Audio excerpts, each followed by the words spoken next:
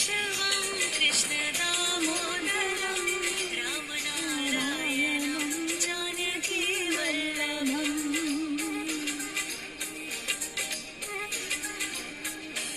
अच्युतं केशवं कृष्णदामोदरं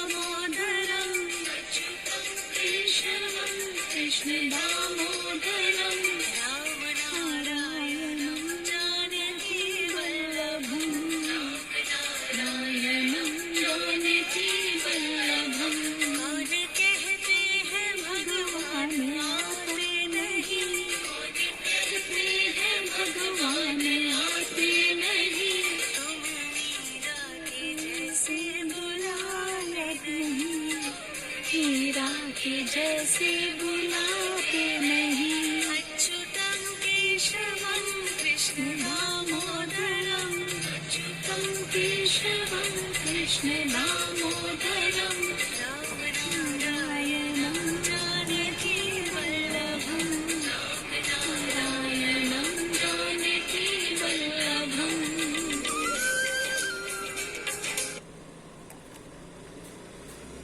शुभ प्रभात, good morning, सत श्री अकाल, आदाब मेरे दोस्तों।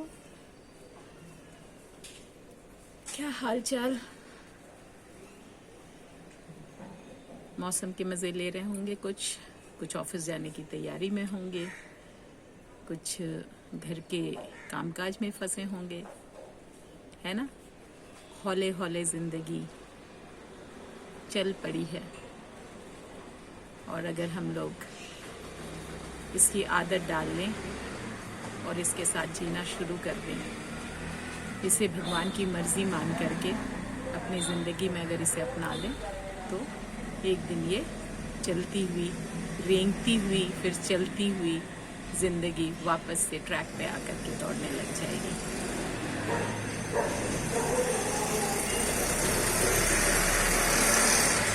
हम इंसानों की सबसे बड़ी परेशानी क्या है?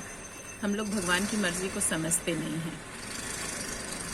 उतनी दृष्टि है ही नहीं हमारी, इंसान जो ठहरे। भगवान तो दूर दृष्टि हैं, बहुत दूर की सोचते हैं और उसी हिसाब से हमारी जिंदगी का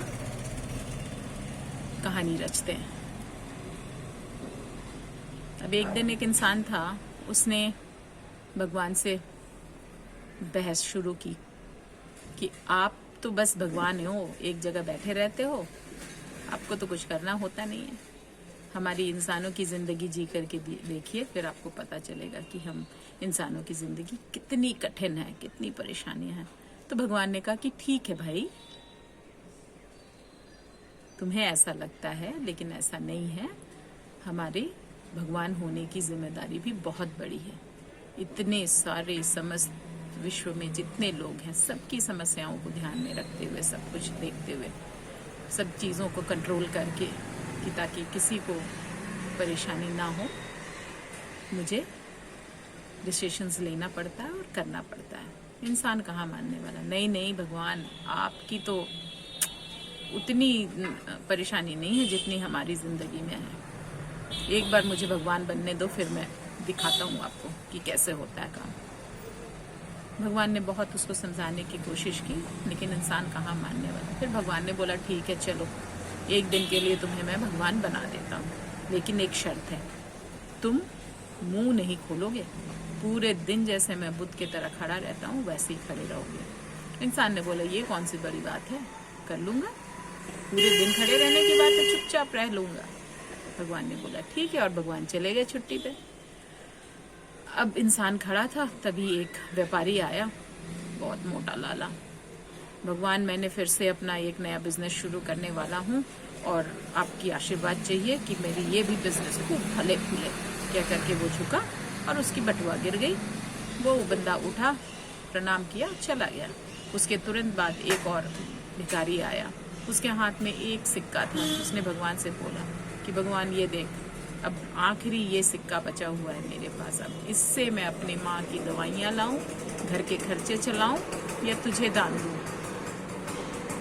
बोल करके वो उनके चरणों पे वो भी झुका अपने उनके भगवान के आशीर्वाद लेने के लिए। तो उसकी नज़र उस बटुए पे पड़ी, कर अरे भगवान आपने तो मेरी मतलब भलाई कर दी, मेरा तो सारे मतलब परेशानियां हैं वही दूर हो गए बोल के बड़ा खुश होकर के वो बटुआ लेकर के चलता बना। उसके बाद आया एक नाविक, वो भी भगवान के यहाँ आकर के उनके चरणों में सर झुकाया था कि तभी वो व्यापारी पुलिस लेकर के आ गया कि मैं यहीं आया था, यहीं मेरा बटुआ गिरा होगा लास्ट, इसके बाद मैं कहीं नहीं गया, और हो ना हो इस नाविक ने मेरा ये बटुआ चुराया है।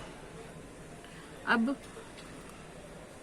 इतने देर से वो इंसान जो वहाँ पे खड़ा भगवान बना खड़ा देख रहा था, पहले तो उसकी बटुआ गिरी तो उसका दिल करा कि उसको बोल दे, लेकिन उस शर्त याद आई, वो चुप रहा।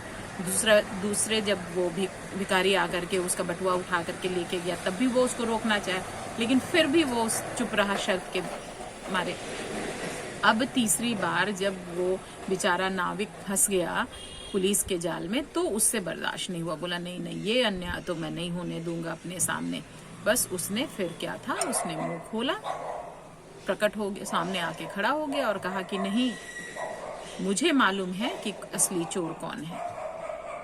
फिर उसने बताया कि ये नाविक चोर नहीं है, वो भिखारी चोर है, वो उठा करके लेके गया था। पुलिस आई, पुलिस गई, भिखारी को पकड़ी और उसको लेके चली गई। उसके बाद भगवान आए तो इंसान ने बोला देखो आज तो मैं अनर्थ होते होते मतलब बचा लिया मैंने, इस तरह की वारदातें हुई। भगवान ने बोला मीरा मूर्ख है तू, इंसान इंसान ही रहेगा। बोला मैंने क्या सोच करके सारी चीजें डिसाइड की थी। वो जो व्यापारी आया था वो एक नंबर का नीचा लीचर, जितने गंदे काम करके उसने पैसे कमाए थे, अब उसका अगर वो पैसा इस गरीब बंदे के काम आ जाता तो उसके कुछ पाप धुल जाते, बेचारे गरीब के कुछ दिनों का खाना खर्चा चल जाता। और अभी समुद्र में बहुत बड़ा तूफान आने वाला था, अगर उस नाविक को पुलिस पकड़ के ले जाता, कम से कम नहीं तो 10-15 दिन जेल में रखता, उस नाविक की जान बच जाती, अब वो बेचारा मरेगा। तब इंसान सोचा ओहो, तो ये थी भगवान की मर्जी। तो हमें भी भगवान की मर्जी में खलल नहीं डालनी चाहिए। अभी जो ये कोरोना हमारे जिंदगी में आया है, ये भी उन्हीं की मर्जी है कहीं ना कहीं, हमें सुधारने के लिए, हमारी जिंदगी अच्छा करने के लिए, और आगे के दिन जो आएंगे वो हमारे बच्चों के लिए बहुत अच्छे दिन आने वाले हैं। तो इसी चीज को सोच करके और अभी जो नियमों का पालन करना है उसको पालन करते हुए जिंदगी को आराम से और सावधानी से जिए, ठीक है ना। भगवान की मर्जी पे विश्वास रखें, क्योंकि वो हमेशा हमारे अच्छे के लिए सोचते हैं, अच्छे के लिए करते हैं। हम इंसान हैं, हमें समझ नहीं आता, हमें तभी समझ में आता है जब बाद में हम कैलकुलेट करते हैं बैठ करके चीज़ों को। Okay, so keep loving, keep rocking, love you all, good day.